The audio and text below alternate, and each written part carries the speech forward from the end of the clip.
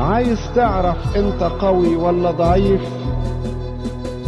اسأل نفسك، انت شاعر بوجود الله معاك ولا لا؟ ان كان الله معك ولو قامت الدنيا كلها عليك فأنت قوي. تقول أستطيع كل شيء في المسيح الذي يقويني.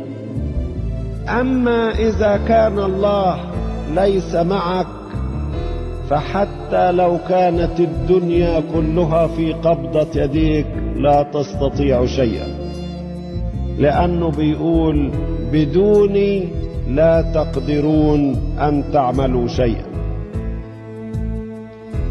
إذن القوة الحقيقية هي القوة المستمدة من الله ذاته. القوة الحقيقية هي القوة المستمدة من الله ذاته، هي قوة عمل الله في الإنسان